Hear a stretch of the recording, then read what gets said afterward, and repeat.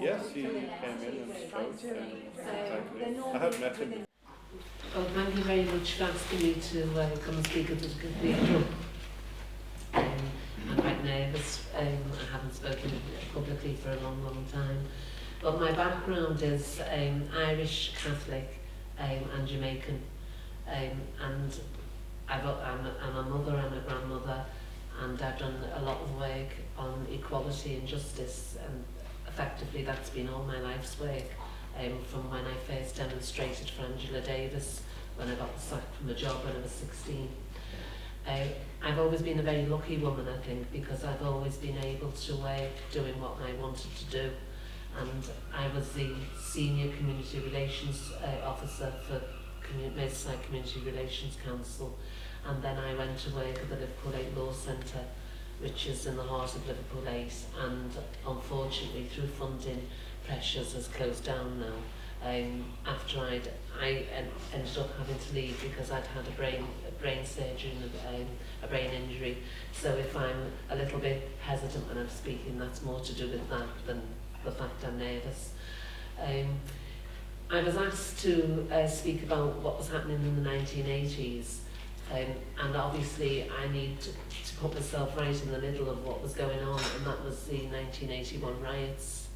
At the same time as the riots were going on, we also had Princess Diana getting married, we had Ireland going on. A bit later on in the 80s we had the Argentinian war, and you would think, well, what's that got to do with what was going on? Personally, as a black woman, when the Argentinian war was going on, the abuse that was given to us when we were on a bus or wherever, being called RG, I don't want to say the other word, and being shouted, the amount of racism that we put up with. Being Irish and Catholic, quite obviously we come through Liverpool, and we come through a time in Liverpool when there were a lot of instances many years ago where Protestants and Catholics were actually in a conflict with each other. Hopefully that's stopped now. My mother is a Roman Catholic and my father was a Protestant. I don't think he say that now, I think he say Anglican. And he converted to being a Catholic. After his mother died, he said he wouldn't convert until obviously his mother passed away. So I come from a whole history of struggle, I think. The 1981 riots, this is the first time I've ever spoken personally about my involvement in the 1981 riots. The reason that the riots happened was because of police brutality. They dressed it up as disadvantage, poor employment, education, and all the usual discriminatory things that were happening. We had grown up as black people in the community being used to all that sort of discrimination, and that was not the issue. The issue was that white men in uniforms were going out regularly, coming through from St Anne Street into Liverpool 8, no markings on the vans and whatever, beating up the children, and they were children, beating up the children, abusing their mothers. And in the end, I worked then at the Community Relations Council, and I always remember it was a hot summer's day, and Mrs. Simon met me. It was in Mount Pleasant, the Community Relations Council, and she was coming down to a meeting, and she met me, and sitting on the steps outside were about 20 young black men. And as we walked down, she looked, and it was a hot summer, and she said to me, "Maria, what are we going to do? A hot summer and these young men and no work and no future and wherever." And I didn't know why they were there. Anyway, when I got down there, they had come as a deputation. One of them was Howard Gale, the first black footballer for Liverpool, and he was part of the group. And they came to say that they were sick and tired of being battered by the police, and what were we going to do about it? And I remember having a meeting upstairs in the Merseyside Community Relations Council, which is the old brown terrace, if you remember, where you got married. And my boss and Wally Brown and a few other people were in there from the committee, and those men sat around the floor, young men, and a debate went on. And I also remember them say, I said, we'll have a demonstration and we'll do something, and just bear with us, and we'll do a report. And they said, you old ones can do what you like, but the next time somebody puts their hands on me or calls my mother a something lover, then I'm going to fight them back. And the next day, I'm in work, and the next thing we saw smoke as we were coming down getting our dinner, and we realised that Granby Street was up and the fighting had started. We had then the first time on mainland Britain that CS gas bullets were fired. The only time they'd fired them before was in Ireland at the demonstrators there. And they were made in such a way as that they were like a small bomb with hooks on the end, and they were supposed to be fired at a wall and then they would explode and the gas would disperse you. They actually fired them at us. 13 people were shot, one in the back where it exploded and nearly took his back out, nearly killed him, one in the groin which blew all his underneath away, a young boy of 13. There were all those, another lad, a disabled lad, Moore, he was in a wheelchair and he was rammed down and killed. David Moore, a young white man. Another lad, his name escapes me, Conroy, he was running away and backed up against a wall, and he was rammed into the wall 3 times with the jeep, and he had his back broken. That was what we were trying to deal with on the street. At the same time as this was happening, we had some input from a Catholic priest who lived with us in the community. I know that Father Nick will talk about Father Austin, but Father Austin Smith, a most amazing man, lived amongst us and had a lot of connections through to the Archbishop, and helped us in that way. We also had a lot of support from John Moores, who's now died. And without those people in higher places going out being able to speak on our behalf, because we took a lot of bad press. It was all about us being hooligans. It was all about us trying to take over the world. It was all about us, just being criminals. And it wasn't that at all. Nobody in this society was defending us.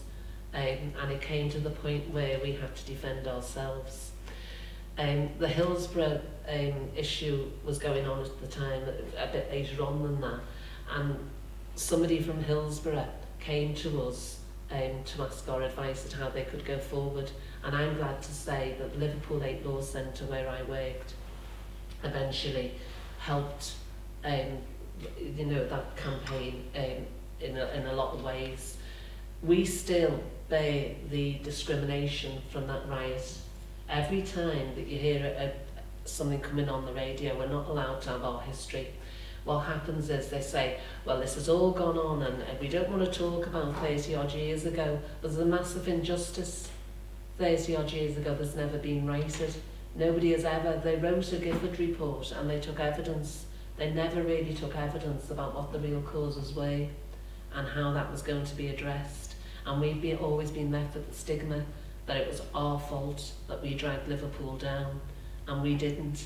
Liverpool benefited a lot from those young black men on the street and young white kids as well, because eventually we had a chief constable called Mr. Oxford, totally intransigent, wouldn't listen to a thing that was being said. We ended up marching, and we called, after the riots, we called a march. And that march, I think if you go to the museum in Liverpool, you will see the picture of that march. Black and white kids all marching together through the town, because they were experiencing being beaten up as well. The police were out of control. They had their own way of doing things, and a lot of good has come out of that for everybody, so that the vans now have to be marked. They have to wear something on their lapel. They have to identify themselves. Unfortunately, these stop and search laws which were around then, they don't seem to be able to give them up, and they cause tensions, or across the city as well. On the Oxford March, people joined us from across the city, and it was a major turning point where people thought in the public area that perhaps there was an issue here. The Garden Festival came as part of, you know, the riots. Heseltine came, and he did have a conversation, not with me, because I was one of the caseworkers then in the back room, but with other people. Conversations went on, trying to get across the issues as to actually what was happening. And I think that we had to form our own defence committee. So as a meeting, I was elected to be in the defence committee, and that defence committee, and why should we? Were only kids. We had to learn on our feet very quickly how to defend a community under siege. We had lots of the magistrates were just listening to what the police were saying, and they were jailing all the kids. The kids were all being taken. Women were being taken to Risley. Nobody knew where their kids were. We had to organise a way of tracking. We had no solicitors who would support us. And a man who, unfortunately, God love him, he committed suicide, Robert Brodie, him and a woman solicitor came through the riot police into the defence committee and said they would offer their help, because they said they'd been in the courts and what they had seen and witnessed about justice just wasn't happening, and they got another few young people, solicitors, together, and they helped us, and we organised ourselves. We had no money, we had nothing. We organised ourselves and we monitored the courts. We were jailed, we were arrested. We went, a young man was being accused, and he would have gone to jail for riot for a long, long time. He'd been going to see his mother because he'd seen it on the television that something was going on. And because, long story short, he was obviously arrested and he was very seriously beaten. He was then going to go for court for riot, and we went down to the Crown Court by the Judges' Hall, innocent as we were, you know, getting on with this, giving out the leaflets, and the next thing the police vans arrived and we all got arrested, and we were put in the cells underneath the Judges' Hall. So when they take you round the Judges' Hall to have a little view, I won't go in case I see where they had us. Did you work? Oh no, we didn't do it. No, we had pieces of paper, and I had Cecilia Evan and a friend of mine in there. It was hysterical, telling me that I better shut up and say nothing, and we better eat any pieces of paper because in Chile you get electrocuted. I mean, there were funny things as well. I mean, you know, we had to survive it, so you know there was a laugh, but it wasn't funny at all. So we had all of that. And I think that even now, people still negatively look at the black community for that period of time. The miners, they came as well. We had them later on. What they practiced on us, they did to the miners. So there's a whole history of what I think during Thatcher's year, which was totally oppression. Soldiers on the streets of Ireland, the riots, the miners' strikes, the teachers, the children didn't go to school for a long time because the teachers went on strike. There was the poll tax. People in Liverpool were protesting about the poll tax. So when the Pope came, we thought he'd bless Liverpool and please all this would all, you know, stop. And in some ways it did. As a black as a black community, we all paid taxes, right, and we all paid poll tax or whatever it was then, and we went, if those of us who were lucky to worked and paid taxes. What we never had was any social infrastructure. Where other communities had sheltered accommodation, housing, could access mental health services, could get access social services, training and employment, all those things we didn't have. We had to build our own civic society. And so what happened after the riots is those people who were going through college and university and wherever started to build organisations. From the riots, we got £500 from the church council, and it was the finest £500 they ever invested, because the law centre was built on that £500 and went on to have a turnover of £750,000, 11 staff, and was able to put back into the Liverpool community in any year over £1.5 million in benefits and in challenges to discrimination in courts and whatever. And we always thank the person who borrows that £500, and apparently there's a book somewhere which I'm trying to get hold of, where this man who argued for the £500 was actually vilified in arguing to give us that money. So it was the finest £500 anyone ever spent, and we are grateful as a community that we got that. From then on, we had challenges about racial terrorism. A black man in Netherley who had a girlfriend, an Irish woman, went into a pub in Netherley and he was battered. His eye was taken out. He was a physicist who had to use a microscope for his job. He tried to jump over the counter in the pub, and the landlord threw him back to them. He was beaten, and the judge said that in all of his time he had never heard of such a beating on a black man for the colour of his skin outside of South Africa. If you remember, and people say have things improved, well, in some ways they have, but in Norris Green 2 days ago, 3 young children, 16 and 15, battered a man so badly and racially abused him, that the policeman who was dealing with the case said in 24 years of his work he had never seen an attack like it, a sustained brutal attack. Now, what kind of a world have we got when at the very basis of this, that these things still happen? In a positive way, I think there have been lots of good things that have come out of our struggle. We have racial terrorism attacks, not to do with people bombing us, but where people have been throwing bricks through people's windows and have done that for years and racially abused them and driven them out of their houses. That is now institutionalised. There is now a service that will deal with that. Where there was no black people in sheltered accommodation out of 1,500 units of accommodation in the city, and not one black pensioner was in them, we now have Steve Biko, specially built and fought for by the community to have a place where people can go. It's now moved across from being that to a care home with a 5-star star from the NHS.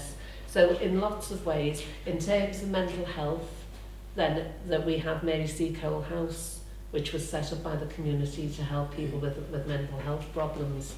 When people say, were you just fighting for black people? No, we weren't. We lived in a community which was 40% black and 60% white. Everybody benefited when we struggled to get better services for people. Everybody benefited. We assisted people across this city. We had a young woman in the 80s who was arrested by the police, went into the police station, a white woman in Walton, a girl, and she fell on the floor and she had drug issues and she died. And the family came to the law centre to see if we would help them, and yes, we did. And we managed to get a black barrister, Gus Iro, to go and do the inquest, because in an inquest there are usually 6 or 7 people against you, the ambulance service, the police service, the hospital, everybody, and they had no one and no money, and he went in and gave up 3 days of what he would have earned to defend that. And what happened was that they changed the whole issue about if you get arrested in a police station and you have issues of mental health or drugs, then something will happen to protect you in those situations. So I don't know whether I've said enough really about we also, as a law centre, which came out of the riots, we also had offices in there that we would rent out to try, because we were trying to be self-sufficient, to pay for ourselves. And we had Church Action for Racial Justice. That started because we realised that there were issues to do in the churches about racism and how that might, and the fact that there were, mosques in Liverpool 8. We had the mosque, the Greek church, the synagogue, the Catholic church, the Anglican church, St Margaret's, lots of people all around, and we thought that if they all joined together and had a conversation, that was another way forward for us. And in all this, we've facilitated in our faith, I was personally, facilitated in my faith as a Catholic by Father Austin Smith, because the job wasn't easy, and there was times when you needed shelter, and the first person, you couldn't just run to any priest. You know, he lived amongst us, he knew what the struggles were. We'd just run in there and tell him all about what was going on or something, or have a cry, and get some strength and come back out. And I am seriously glad that I was a Catholic, a Roman Catholic during that period. I felt as though God was with me when I needed him to be, and my faith kept me going. I also had to fight the Catholic Church, SFX, when they refused to let a black kid go to school because of his hair was in braids, and it was a uniform issue. It turned out not to be a uniform issue at all. It turned out to be a horrible incident where young black men couldn't be themselves in a school, and I won't go into any more of that, but that was a grave disappointment for me as a Catholic, that I had to go and do that. So I'll finish there, and hopefully if you've got any questions or whatever, take me on. Would you mind if I went to the loo before? Yeah.